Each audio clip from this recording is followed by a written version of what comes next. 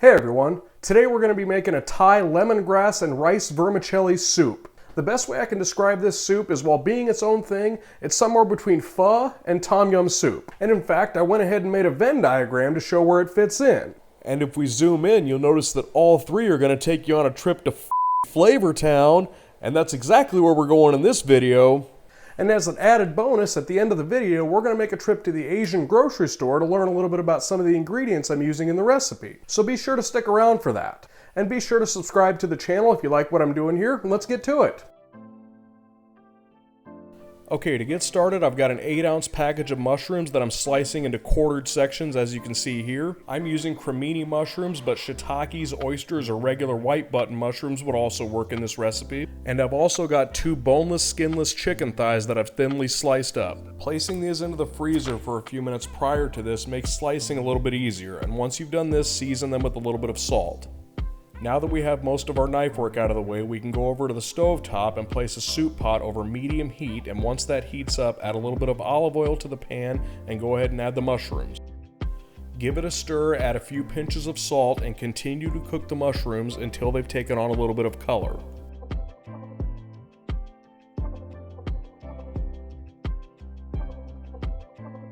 Once you've reached this point, add 6 cups of chicken stock to the pot.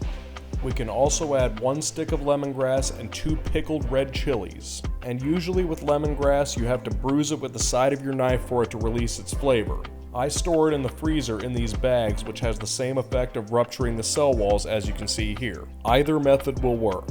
Give that a stir to get everything combined, and at this point you can go ahead and add 2 tablespoons of fish sauce along with 2 teaspoons of chili oil and a few pinches of salt.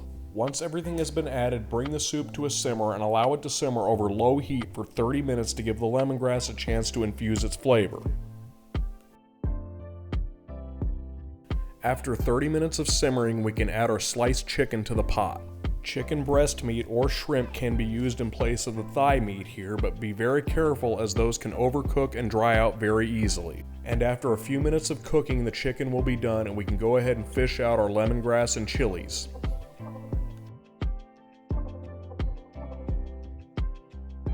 Once you have all of that pulled out, go ahead and add the zest and juices from 1 lime and 1 lemon to the pot. Stir everything together, give it a taste, and make any final seasoning adjustments, and after that we're ready to plate the whole thing up. I've got a bowl set up with fresh rice noodles, cilantro, and some diced tomatoes, and so long as the soup was simmering when you pulled it off the stove top, the residual heat will be enough to cook the noodles and you don't have to cook them separately.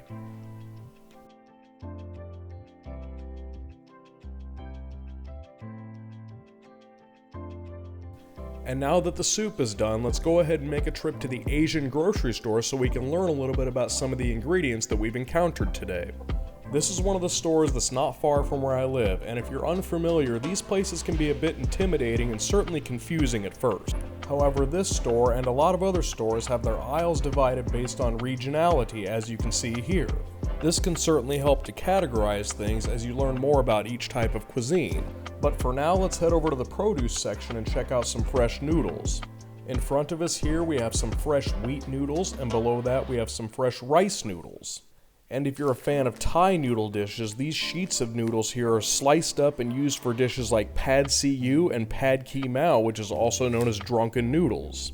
They are kind of a pain in the ass to handle, and I will cover these in future videos, but for now let's move on over to the next section. The noodles in these pink packages over here are the ones that I've used on the soup today, and as you see by the label on these, they are primarily used for Vietnamese pho. The ones in these green packages are actually the same exact noodles. I've never really been able to figure out why they're packaged differently. These lighter green ones are a little bit different though. They're slightly wider and can be used for pad thai. But for now, let's head on over to check out some packaged dry noodles. And while there's a lot going on in this aisle, the large majority of Asian noodles fall into 3 categories: rice, bean, and wheat. And generally they are grouped together, so perhaps it helps to look at it this way. You could also always check the package labeling or ingredient list if you're wondering what you're looking at. I'll go much more in depth in future videos on this topic, but for now let's take a look at some lemongrass. They are generally sold in bundles at these stores, and at $2 a pound, let's see how much a few of these bundles cost. These two bundles are about £1.50, making them about $3. So let's go ahead and compare that to the regular grocery store price. All you get in these packages is about 2/3 of a stick, and you see by the price, it's still more expensive. So you should definitely purchase your lemongrass from Asian grocery stores. As for the chilies, I like to use pickled chilies in jars because of their long-term shelf life, but also because they add a little bit of briny flavor to anything you cook them into. These red chilies you see over here are the ones I used in the recipe today. You could also use fresh chilies if you want, but if you use those, they come in large packages, so I would freeze the ones you don't use. I'll go much more in depth on these topics in further videos, but for now that's the end of the video, so thanks for tuning in. And be sure to subscribe to the channel if you like what I'm doing here, and have a good day.